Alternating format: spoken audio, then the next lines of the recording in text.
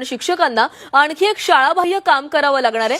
शिक्षकांना निरक्षरांचं सर्वेक्षण करावं लागणार आहे। केंद्र सरकारनं उल्हास नवभारत साक्षरता कार्यक्रम सुरू केलेला आहे। निरक्षर व्यक्तींची नोंदणी उल्हास मोबाईल ॲपवर करावी लागणार आहे आणि त्याचं काम आता शिक्षकांना करावं लागणार आहे। नवभारत साक्षरता कार्यक्रमाअंतर्गत निरक्षरांचं सर्वेक्षण करण्यासाठी शिक्षण संचालकांनी नुकतीच सूचना जारी केलेली आहे। मात्र शिक्षकांकडे अनेक प्रकारची कामं असताना शाळाबाह्य मुलांच्या सर्वेक्षणाबरोबरच आता निरक्षरांचं सर्वेक्षण करायचं कसं असा प्रश्न शिक्षक संघटनांनी उपस्थित केलाय।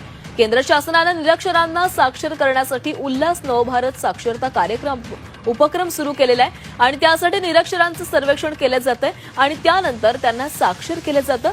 याबाबत 9 एप्रिल 2025 रोजी महाराष्ट्र शिक्षण संचालनालयानं शाळाबाह्य मुलांच्या सर्वेक्षणाबरोबरच आता निरक्षरांचंही सर्वेक्षण करण्याचे आदेश काढलेले आहेत। शिक्षकांना निरक्षर व्यक्तींची नोंदणी उल्हास मोबाईल ॲपवर करायची आहे, शिवाय अध्यापनही करायचं आहे।